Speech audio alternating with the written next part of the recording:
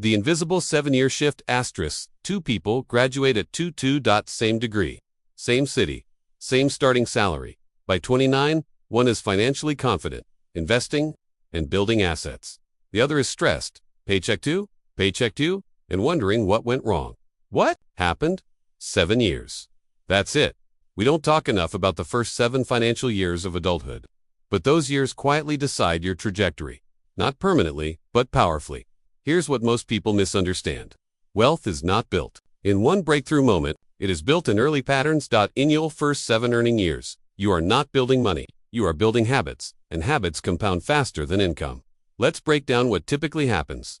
Person A starts earning $50,000 at They increase lifestyle immediately. Better car, better apartment, dining out regularly, upgrading phone yearly. They save what's left, which usually means nothing. Person B earns the same $50,000, but they save 20% immediately.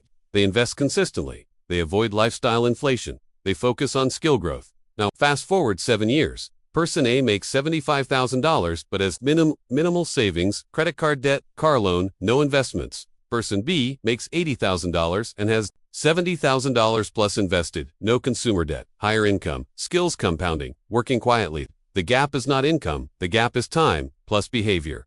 And here's where it gets powerful. The first 7 years create a compounding fork in the road. If you invest $8,000 per year starting at 22 at an average 8% return, by 29 you have roughly $75,000 invested. But more importantly, you've trained your brain to think long term. That psychological rewiring is worth more than the money. Because wealth starts as identity. Rich people don't just earn differently, they decide differently. Here's why. The first 7 years are dangerous. Income grows faster than discipline. Your salary increases, your confidence increases, your spending increases. But your financial maturity often lags behind your earning power. This creates what I call the momentum illusion. You feel like you're progressing because your income is rising. But if your expenses rise at the same pace, your net worth stays flat. That's the trap. And here's the brutal truth. If you waste your first 7 earning years, the catch-up becomes exponentially harder. Let's say person A waits until 30 to start investing. They now need to invest significantly more each year to reach the same retirement goal as someone who started at Time is leveraged. 7 years of compounding may not feel dramatic, but mathematically it's explosive over 30 to 40 years. Now let's talk behavior. During those early years, most people focus on looking successful instead of becoming financially secure. Upgraded wardrobe, luxury apartment, expensive vacations, car payments that eat 20% of income. Social media amplifies this pressure. Comparison kills discipline. But wealthy individuals think differently in those years.